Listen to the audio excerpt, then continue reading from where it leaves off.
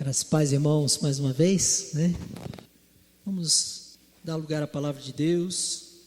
Eu queria começar, antes de nós abrirmos o texto inicial deste tempo de meditarmos a palavra de Deus. Nós estamos aqui para ouvir a palavra de Deus, para que ela possa também nos conduzir, que ela possa também nos firmar e fortalecer na nossa caminhada durante a semana.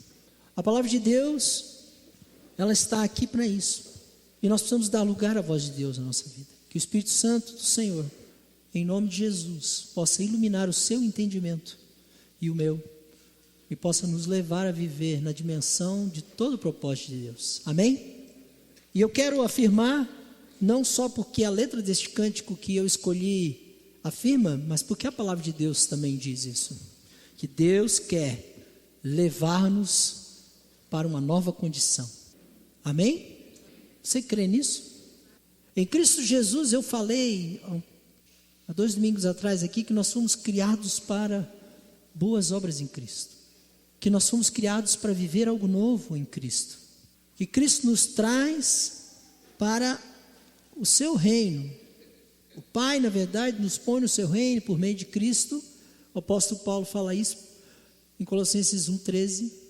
Mas eu quero que você não perca isso de vista. Deus deseja que você viva algo novo, uma nova condição.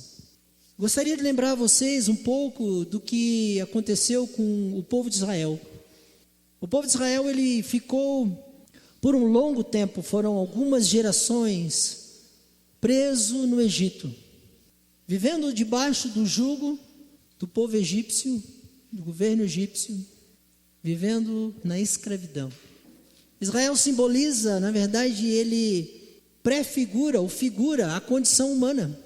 Quando nós vivemos esta vida independente de Deus, nós acabamos nos tornando cativos de outras coisas.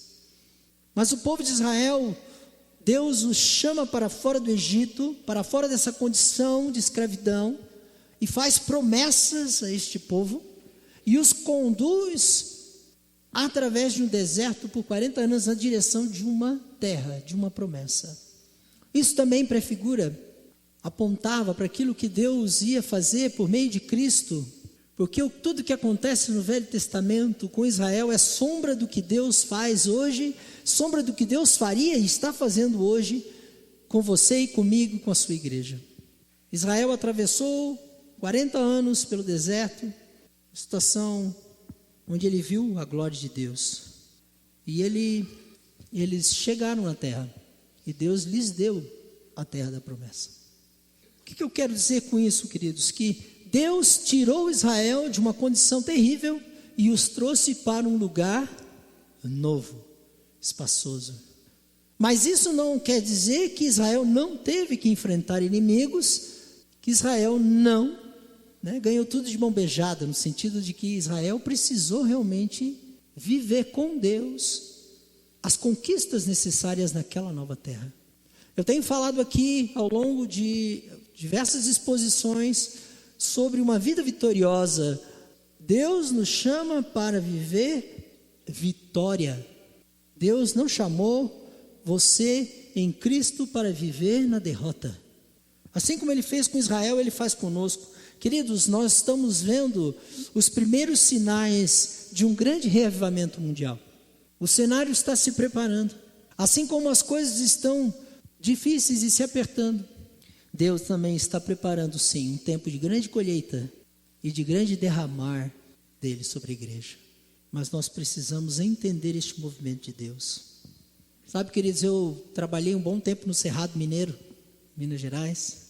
Vocês já viram o ipê amarelo? O ipê rosa, o ipê branco? O ipê é uma árvore que anuncia, ele antecipa o tempo das chuvas. Ele já começa a florescer antes das chuvas chegarem. Lá naquela região, não tem inverno e verão como tem aqui, outono, primavera. Lá é época das águas e época da seca. Chega ali em outubro, a água desaba e chove, gente, chove. Chega em março, as águas cessam. Nós vivemos ali, a Maria e eu, 4 anos, né? E vimos isso. Eu vivi também outros 3 anos e meio da minha solteirice, também em Minas Gerais, vendo esse mesmo circuito. O IP, ele prenuncia isso, porque ele já começa a florescer antes. Queridos, nós precisamos olhar para os sinais de Deus, porque Deus está para fazer, para que a gente não perca o movimento de Deus, o movimento dos céus, para que a gente não seja pego de surpresa por aquilo que Deus vai executar. Os seus filhos precisam estar atentos, precisam estar na presença de Deus e buscar o Senhor, porque Deus, ele está sim operando, e nos últimos dias ele operará grandiosamente através da sua igreja, no meio da sua igreja e através da sua igreja. E nós já vivemos esse tempo, queridos. Estas grandes mudanças que Deus ele começa a operar, ela alcança a vida das pessoas, ela alcança casas, famílias, legados familiares que vão sendo transformados pelo poder de Cristo. Estas transformações, queridos, fazem parte do que está no coração do Senhor. Grandes mudanças na vida de pessoas, de famílias e da própria igreja. Eu creio e eu tenho visto esses sinais, e eu volto a dizer aqui, pastor, está ficando chato, velho, repetitivo, mas eu tenho visto essas pequenas nuvens. Há pessoas que têm chegado e me contado pequenos testemunhos de coisas pequenas que Deus tem feito nas suas vidas. Glória a Deus por isso. Pequenas coisas, mas saiba que grandes coisas virão na sua vida, na sua casa e no meio do povo que busca o seu Deus. Porque Deus é um Deus de promessas que se cumprem. Deus é um Deus de aliança que não se quebra. Eu quero convidar você a abrir a palavra de Deus em Josué capítulo 3. Josué capítulo 3, do verso 1 até o 5. Josué 3, 1 a 5. Josué é o sucessor de Moisés, aquele que dirige o povo na entrada da promessa. O homem a que Deus mandou ser forte e corajoso, porque conquistas necessitavam ser feitas. E queridos, tomar posse da promessa exige esta atitude. E eu gostaria de ler aqui agora esta passagem que remete à travessia do Jordão e à entrada em Canaã.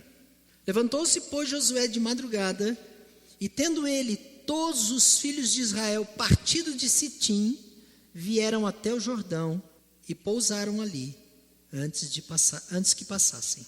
Sucedeu ao fim de 3 dias que os oficiais passaram pelo meio do arraial e ordenaram ao povo, dizendo: quando virdes a arca da aliança do Senhor vosso Deus, e que os levitas sacerdotes a levam, partireis vós também do vosso lugar e a seguireis. Contudo, haja distância de cerca de 2.000 côvados entre vós e ela.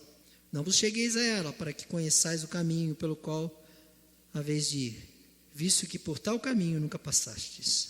Disse Josué ao povo: santificai-vos, porque amanhã o Senhor fará maravilhas no meio de vós. Volto a repetir esse último verso.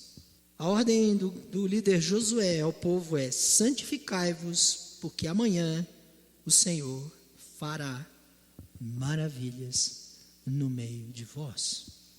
Aqui nós temos 2 ordens colocadas. A primeira ordem é: sigam a arca. Gravou aí? Sigam a arca. E a segunda ordem, a segunda direção é: santificai-vos. Queria que você guardasse essas duas ordenanças, esses 2 comandos, essas 2 orientações. Deus deseja fazer maravilhas. Eu volto a afirmar isso. Deus deseja nos dar uma condição nova. Deus deseja trazer o novo para a nossa casa, para a nossa vida. Deus deseja. Eu afirmei aqui também, há um tempo atrás, que as intenções de Deus com a nossa vida são as melhores que você imagina. E os planos de Deus para nós são de paz. Deus tinha um propósito com esse povo, e agora Ele está levando este povo na direção de uma conquista, da conquista de uma promessa aguardada. Levou um tempo.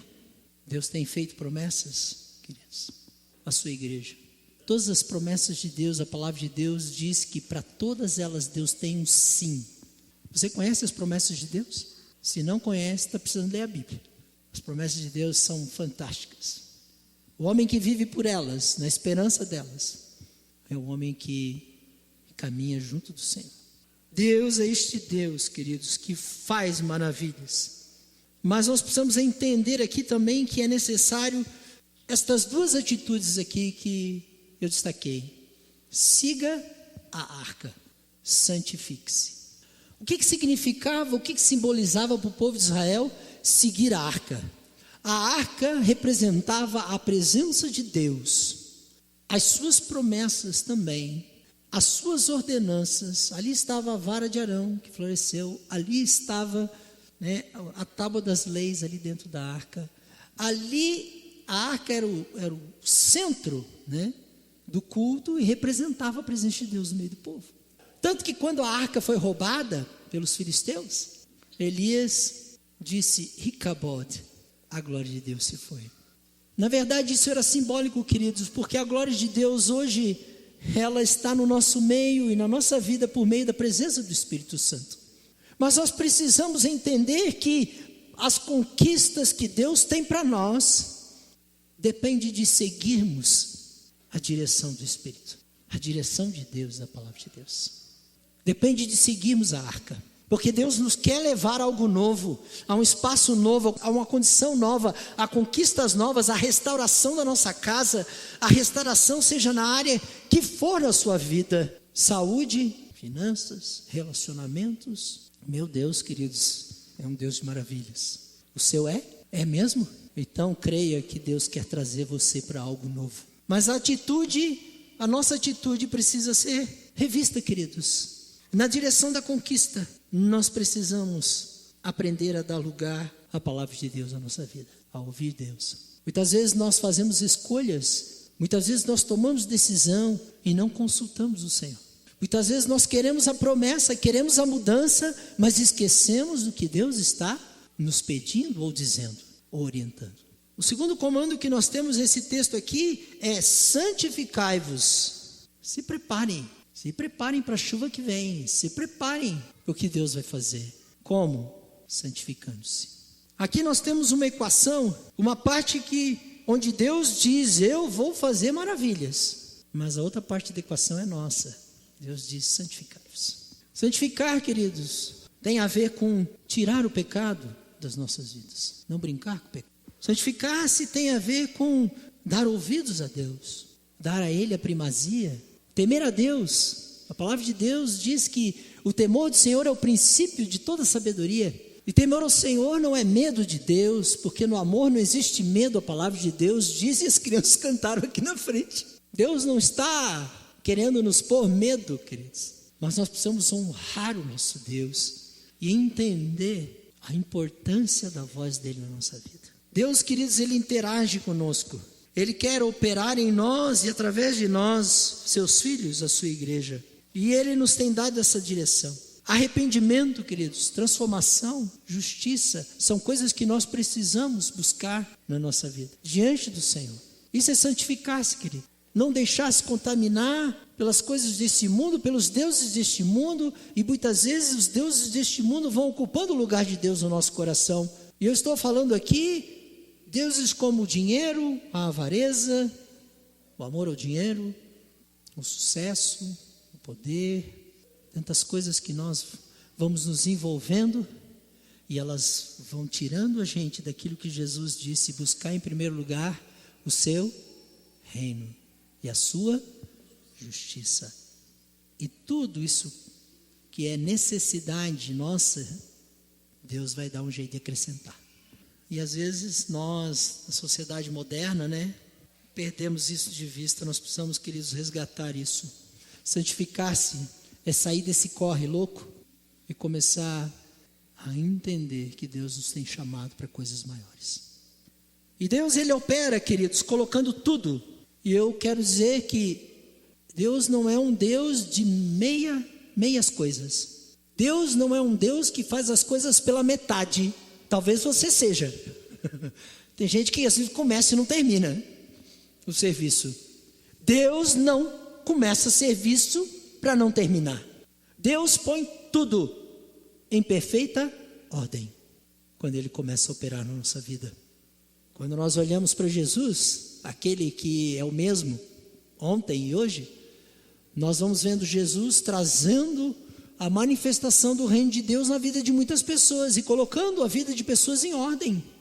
Pessoas que estavam com a vida desordenada por enfermidades, por espíritos malignos, pessoas que estavam presas a pecados, pessoas que estavam sem rumo, sem sentido. Jesus foi trazendo destino, ordem, e Ele continua fazendo isso hoje, queridos. Ele é o mesmo hoje, e Ele vai continuar fazendo o mesmo até a sua vinda, na sua e na minha vida. Seu poder opera em nós. Eu gostaria de convidar você a abrir um texto paralelo de 1 Pedro 5, 1 Pedro 5. E eu gostaria de falar de uma posição que nós precisamos aprender para que nós possamos caminhar na direção do triunfo em nossas vidas. Você quer vencer? Tem coisas para vencer? Você quer conquistar? Você quer algo novo no meio da sua casa, da sua vida? A palavra de Deus nos ensina princípios importantes. Aquele povo de Israel, a sua incredulidade, a sua dureza, manteve uma geração inteira, queridos, no deserto. E nós precisamos estar atentos ao exemplo de Israel. Em 1 Pedro 5, verso 5, aqui o apóstolo Pedro, ele faz uma oração, ele diz: rogo igualmente aos jovens, sede submissos aos que são mais velhos, outrossim o trato de uns com os outros, cingivos de toda humildade, porque Deus resiste aos soberbos, contudo aos humildes concede graça. Humilhai-vos, portanto, sobre a poderosa mão de Deus, para que Ele em tempo oportuno vos exalte, lançando sobre Ele toda a vossa ansiedade, porque Ele tem cuidado de vós. O apóstolo Pedro está falando aqui que Deus, Ele resiste sim aos soberbos. Isso também está lá em Provérbios 3:34, lá diz que Deus, Ele resiste aos soberbos e dá graça aos humildes. E aqui ele diz que Deus, Ele em tempo oportuno exalta, dá vitória, dá triunfo àquele que se humilha diante dele. Humildade, queridos. Eu quero dizer para você que humildade é uma posição de triunfo. Como, pastor? Humildade vai me levar à vitória? Humildade vai me levar a conquistas? Humildade vai me levar a vencer? Na minha casa? Não, né, pastor? Se eu for humilde, vão pisar no meu pescoço. Não é assim que a gente pensa? Se eu for humilde, vão fazer gato sapato de mim, Deus? Não, preciso me impor. Sabe, queridos, a soberba, ela está na raiz da iniquidade. Porque a palavra de Deus nos diz que aquele anjo que caiu e que contaminou este mundo, Lúcifer, a queda dele se deu por causa da sua soberba, do seu orgulho. Em Provérbios diz que a soberba precede a ruína, a altivez de espírito a queda. A palavra de Deus parece que vai na contramão, né, do que o mundo pensa. E vai mesmo, queridos. Ela é contracultural. Uma posição de triunfo, queridos. Nós chegamos nela pela humildade. Aqui está dizendo que nós devemos nos humilhar sobre a poderosa mão de Deus. E se a mão do Senhor está sobre nós, a quem eu vou temer? Já diz o salmista. Se Deus é por nós, quem será contra? A gente gosta de falar esse salmo, né? Mas a gente muitas vezes não entende o que está por detrás disso, queridos. O que está por detrás disso é dependência de Deus. É humilhar-se diante de Deus. É dobrar os joelhos. É dobrar a cerviz. Deus diz: eu fiz esse povo passar pelo deserto para tratar com a dura cerviz deles. Cerviz é isso aqui, é um povo que não se inclinava. Nós precisamos aprender a nos inclinar diante do nosso Deus. Senão a gente vai continuar fazendo as coisas do nosso jeito e vivendo os fracassos e as duras dificuldades de uma vida independente de Deus. Em Tiago 4, um pouco antes aqui de Pedro, o livro anterior, Tiago 4, também insiste nessa mesma ideia. É interessante que esses homens de Deus, eles aprenderam isso. que Deus realmente, a graça dele, o poder de Deus flui na vida do humilde. Em Tiago 4, verso 6, nós lemos: antes ele dá a maior graça, pelo que diz, Deus resiste aos soberbos, mas dá graça aos humildes. Ele dá maior graça. Você está precisando de graça? Não estou falando aqui da graça salvadora, por favor, não me entenda mal. A graça salvadora está estendida a todos, mas nós estamos falando aqui de graça que nos é dada para que nós possamos alcançar, através do favor de Deus, vitória, triunfo sobre as lutas nossas. E olha só o que diz o verso 7: sujeitai-vos, portanto, a Deus, mas resisti ao diabo e ele fugirá de vós. Ah, pastor, tem umas tentação aí que eu não consigo vencer esse pecado. Consegue sim, irmão, consegue. A palavra de Deus diz que Deus vai te dar vitória, que Deus vai te dar graça. Mas um caminho é um caminho da humildade. O caminho é um caminho de se sujeitar a Deus. E sujeitar-se a Deus é inclinar-se diante dele e dar ouvidos a ele. Não é o que você pensa, o que eu penso, mas agora é o que Deus pensa. É o que Deus pensa do seu casamento, é o que Deus pensa das suas relações, é o que Deus pensa da sua vida. A soberba, queridos, ela gera incredulidade, dureza, crítica, egoísmo, vaidade. Todos esses pecados têm a sua fonte na soberba do nosso coração. E aí? Talvez você diga: não, pastor, mas eu não sou tão orgulhoso assim. Será que não? Nós precisamos aprender a chegar na presença de Deus. E eu quero dizer para vocês que toda vez que nós chegamos na presença de Deus, sinceramente, o nosso orgulho é confrontado. O nosso orgulho é confrontado. Falo por experiência própria. O rei Nabucodonosor, em Daniel 4, verso 30 a 34, depois você pode ler em casa, era um rei, um grande rei, que dominou povos, e que deixou que a soberba contaminasse o seu coração. Sabe onde é que ele foi parar? Comendo grama. Ficou louco. Deus abateu a sua soberba, diz a palavra. Talvez aí nós temos o exemplo mais literal do cara que pastou na vida, por causa da sua soberba. Mas ele foi restaurado, e quando ele foi restaurado, ele reconheceu que não era ele o Senhor das terras, mas que Deus o havia colocado naquele lugar, e que havia um Senhor. E muitas vezes o que nós fazemos, queridos, é agir como Nabucodonosor. Aqui mando eu.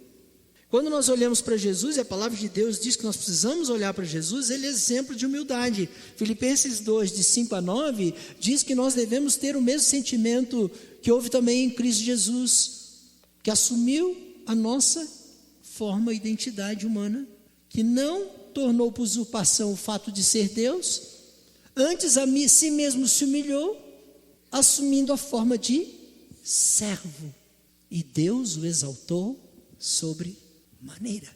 Jesus é exemplo de humildade, do homem humilde. Assunto difícil, queridos, ou épico? Eu gostaria de convidar você a olhar mais para Jesus, queridos. Nós temos que aprender com ele, essa atitude de servo. A humildade, queridos, não tem a ver com simplicidade. Muitas vezes nós confundimos as coisas. Às vezes nós assumimos formas exteriores de humildade, mas o nosso interior continua carregado de orgulho. Às vezes a gente diz: não, eu vou me calar, e a gente acha que o silêncio é uma atitude de humildade. Nem sempre.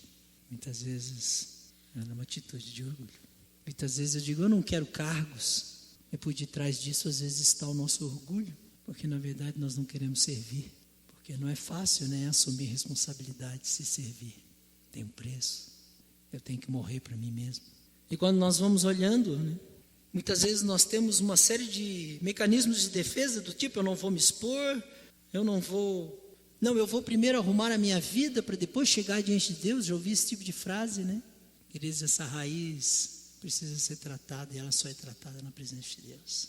Não são os nossos esforços exteriores. A gente pode assumir uma roupagem espiritual exterior, mas as mudanças que nós vamos conquistar, não tenho medo de dizer para vocês, são só temporárias, não são permanentes.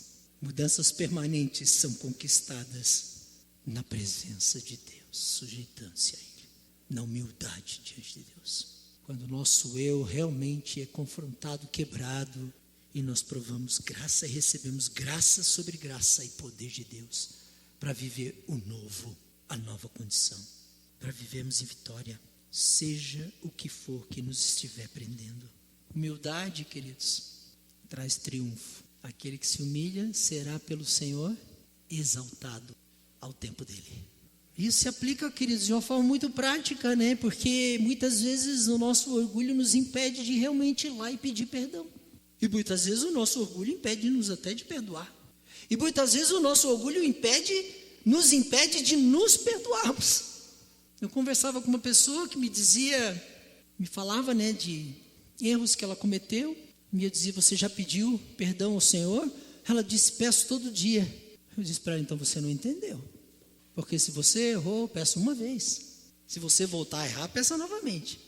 Mas se você errou, reconheceu o seu erro, não voltou mais a viver nesse domínio do pecado, a palavra de Deus diz que Deus te perdoou. Então por que você tem que ficar pedindo perdão direto? Porque você não se perdoa. Ou porque você não crê que Deus te perdoou. Muitas vezes nós complicamos, né, as coisas de Deus que são tão simples. Tão simples. O caminho para a humildade, queridos. Eu gostaria de falar sobre como nós caminhamos na direção da humildade. De uma forma que você vai talvez se surpreender, mas que é prática. Salmo 35, 13, esse eu quero convidar você a abrir lá comigo. Salmo 35, 13. Quanto a mim, porém, estando eles enfermos, as minhas vestes eram de pano de saco, e eu afligia a minha alma com jejum. E é muito interessante porque Tiago fala sobre este afligir-se. Ele diz, afligi-vos, humilhai-vos diante de Deus. Ele usa esse termo lá em Tiago 4, 6 a 14, pode voltar no texto e olhar. E aqui o salmista está falando também de afligir-se com o pano de saco, porque era uma atitude externa de humildade, onde ele deixava inclusive as suas vestes bonitas, a roupa bonita, o tênis Nike, largava isso tudo e se jogava na presença de Deus, com jejum. Nem alimento tinha lugar. Humilhar-se com jejum e oração. Eis um caminho, queridos, para tratar o nosso orgulho. Jejum e oração. Ah, pastor, mas não pode ser só oração? Não, queridos, jejum também. Jesus disse que nós precisamos jejuar. E precisamos jejuar. Porque no jejum nós colocamos de lado aquilo que é o alimento material. Agora numa busca diante do Senhor daquilo que é pão do céu, onde nós realmente colocamos a nossa alma no lugar e nos despojamos das coisas mais necessárias. O jejum, queridos, é uma prática espiritual profunda que nos leva à presença de Deus. Não é troca-troca. Troca-troca é programa do governo. Não é troca-troca. Deus não fica fazendo troquinha com a gente.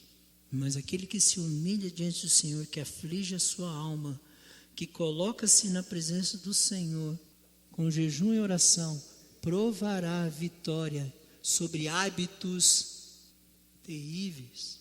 Muitas vezes sobre fortalezas espirituais tremendas que se instalam na vida das pessoas. Jesus disse aos seus discípulos, esta casta só se expele com jejum e oração. Os discípulos não deram conta. Jesus era um homem que jejuou 40 dias e o capeta veio tentar ele. A prática do jejum fazia parte da vida do Senhor Jesus, queridos. Por que não fará da nossa? No jejum nós disciplinamos a nossa alma e nós precisamos entender que na palavra de Deus, quando a palavra de Deus fala humilhai-vos, quando a palavra de Deus fala afligi-vos, quando a palavra de Deus fala realmente para nos lançarmos diante do Senhor, a prática comum era essa, de jejum e oração. Talvez por isso as nossas conquistas muitas vezes são limitadas, porque a mudança que precisa ser operada em nós é pequena. Porque toda conquista, queridos, começa por mudança aqui, por dar ouvidos a Deus. Ao contrário, né, a nossa cultura ela é dirigida por desempenho e prazer. O que eu faço, né, o que eu conquisto, o que eu tenho isso, eu tenho aquilo, eu conquistei isso, eu dei palestra tal, eu faço e aconteço. A cultura do imediatismo é a cultura do prazer. E nós fomos nos acostumando a isso, queridos. Gratificação rápida. Fast. Graça fast. Solução fast. Que nem fast food. Não há oferta, não há sacrifício, não há busca, não há quebrantamento. Essas coisas se perderam na vida dos filhos de Deus. Nós precisamos buscar. Eu tenho buscado. Eu sou o primeiro nesse processo, queridos. A graça poderosa de Deus invade a nossa vida quando nós começamos a fazer dele, o nosso primeiro pão, dele, o nosso primeiro amor, da presença dele, não das nossas conquistas pessoais, não na nossa força. O próprio apóstolo Paulo, um homem de Deus, que podia bater no peito e dizer: olha, eu sou o cara, Deus já me usou muito, misericórdia. O apóstolo Paulo chega na presença de Deus e diz: Deus, tira isso aqui da minha vida, Deus. Deus diz para ele: a minha graça te basta. Aprende a viver debaixo da minha graça e do meu poder, porque o meu poder se aperfeiçoa na tua fraqueza. Mas muitas vezes nós não queremos admitir as nossas fraquezas, queridos. Não queremos chegar diante de Deus e chorar os nossos pecados. Paulo está dizendo aqui que Deus disse para ele que daria força e vitória para ele, porque Deus não deixa a gente no chão nem sem conquistar. Queria convidar você a orar e dizer ao Senhor agora: Senhor, eu escolho viver em constante humildade diante de Ti. Quantos fariam essa oração aqui? Baixe sua cabeça, se você concorda com isso. Diga para o Senhor: Senhor, eu quero escolher este caminho. Eu quero deixar os rápidos concertos, os concertos superficiais da minha vida, Senhor, que eu mesmo às vezes faço, para provar, Senhor Deus, os concertos profundos, Senhor, que Tu tens para operar. Sabe, queridos, quando nós nos humilhamos diante de Deus, Deus, Ele põe ordem no nosso caos. Não é um pouco sacrifício, não é pouca perseverança, mas é oferta de jejum e oração que nos leva a provar a vitória. Eu tenho provado isso, queridos, e Deus tem me chamado. Essa semana mesmo Deus me chamou. Esta vida de dependência de Deus e de busca, ela fortalece a gente nas nossas fraquezas e nos leva à vitória. Nós precisamos aprender a ligar o poder de Deus nessa combinação jejum e oração, queridos. A igreja precisa voltar a isso. A igreja está gorda, está abastada, está pançuda, está parruda, e esqueceu do jejum e da oração, esqueceu do Senhor. Precisamos de novo, queridos, voltar a ligar o poder de Deus nas nossas vidas, porque o jejum, e ali ele diz: humilhai-vos debaixo da mão poderosa de Deus. A mão poderosa de Deus se manifesta assim na nossa vida, quando nós estamos no lugar certo. E este lugar é o lugar do jejum, é o lugar da oração, é o lugar da palavra, porque Deus tem maravilhas para operar no nosso meio, em nós e através de nós, queridos, nesses dias. Creia nisso, mas se ponha no lugar certo. As fortalezas de pecado, de desejos, de vícios, de amarguras, de enfermidades, elas caem por terra quando o povo de Deus ousa jejuar e orar. Precisamos perseverar nisso, queridos. Muitas vezes as coisas não são imediatamente. Às vezes a gente faz um pouquinho, né? E aquela nossa vida, nós aprendemos aí fora a ter tudo tão rápido, né? Gratificação instantânea. Não é assim, queridos. Deus prova o que está no nosso coração. Jesus veio para pôr em liberdade o cativo. Jesus veio para curar o enfermo. Jesus veio para dar vista aos cegos. Jesus veio para destruir as obras do maligno, diz a palavra de Deus. E se Jesus é o mesmo hoje como foi ontem, onde é que está o poder dele na nossa vida, no meio da igreja? Santificai-vos. Você está entendendo? Para que o Senhor possa operar plenamente no nosso meio. A palavra de Deus diz: santificai-vos, preparem-se, estejam na minha presença, porque eu vou fazer maravilhas. Corre atrás da arca, querido, corre atrás da arca. Não vai perder esse movimento de Deus que está vindo, e está vindo aqui sobre essa igreja. Você pode entrar nele, mas você pode ficar do outro lado do Jordão. Talvez alguns perguntem: pois olha, esses dias fomos orar no monte. Para que orar no monte? Podia orar no banheiro, né? O monte tem alguma coisa de especial? Sabe o que o monte tem de especial? porque Ele desaloja a gente do nosso lugarzinho comum, Ele tira a gente da nossa individualidade, assim como também os cultos congregacionais de oração. E muitas vezes a gente está na nossa individualidade, no nosso lugarzinho comum, no nosso conforto, no nosso egoísmo, na nossa vidinha centrada em nós. E Deus está dizendo: sai daí, guri, porque o que eu tenho para fazer na tua vida é grande, é maravilha. Uma igreja comissionada a fazer e aprovar a glória de Deus, o movimento de Deus, queridos, precisa santificar-se. E precisa das disciplinas espirituais e da disciplina do jejum e da oração. Ali você se humilha, queridos, ali você passa a realmente depender de Deus. E mexe na carne da gente. Conquista, triunfo, quer na sua casa? Você quer vitória? Vamos parar de fazer corpo mole, queridos. Vamos para a presença de Deus. Porque Deus tem vitórias.